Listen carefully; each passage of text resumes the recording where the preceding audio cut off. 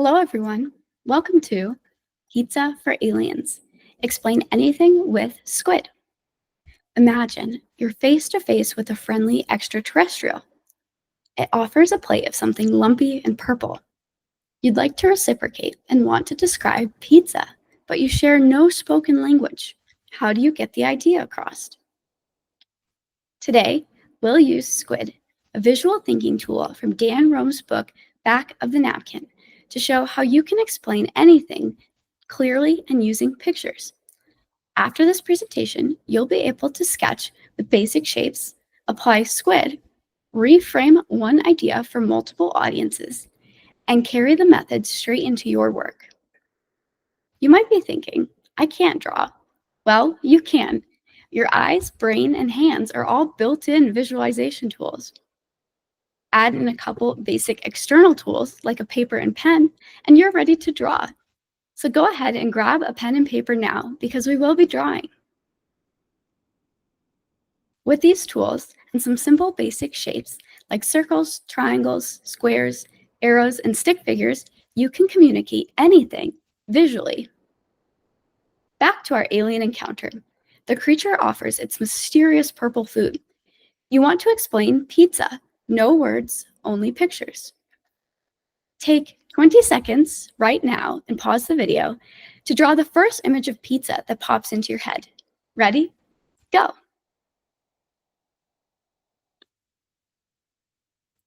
Did you draw a pizza slice? Most people sketch a slice, and that's perfectly reasonable. But is a slice the best picture if your viewer has never seen pizza? Maybe a full round pie tells a clearer story, or a pizza box and soda bottle that signals how pizza shows up in real life. Each drawing is valid, but each emphasizes something different. How do we choose? That's where SQUID comes in. SQUID is an acronym built from 5 questions that we use to decide what to show, according to what's most important to us and what's most important to our audience. First, do I want to show simple or elaborate? The S in SQUID stands for simple, and it's exactly as it sounds. Answers what in the most basic way. Elaborate adds context, people, and environment. Maybe we want to explain to the alien that pizza starts out as dough, is crafted by a baker, and delivered to your home to share with your friends. The Q in SQUID stands for quality, and our second question we ask is quality versus quantity. We could persuade our alien friend that pizza tastes amazing by visualizing fresh, organic ingredients and wood-fired cooking. Or we could focus on quantity to describe to our alien friend just how much pizza we would need for a party. The V in SQUID stands for vision, and is the third question we can ask, vision or execution. Do we want to visualize the perfect steaming hot pizza, or do we want to focus on the execution, zooming in on the steps involved in crafting a pizza? It starts as ingredients, is mixed into dough, and is carefully crafted, cooked, and cut. The fourth question we need to ask is individual or comparison, where the I in SQUID stands for individual.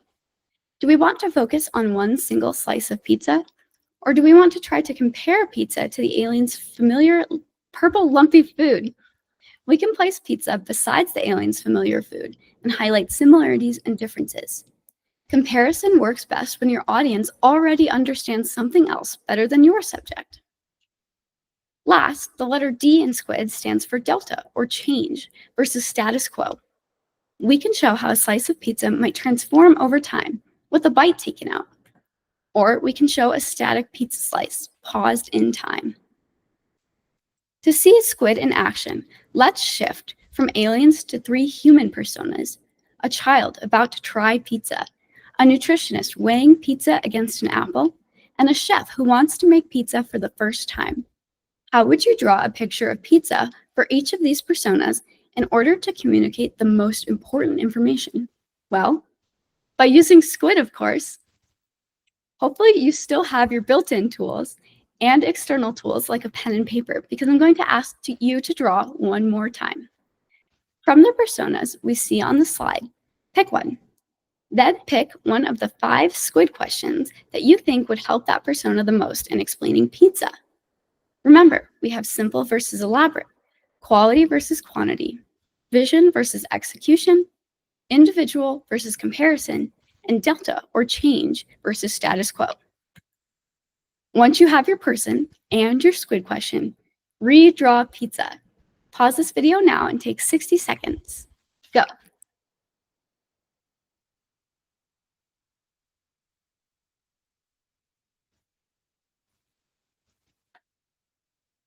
Ask yourself, who did you draw?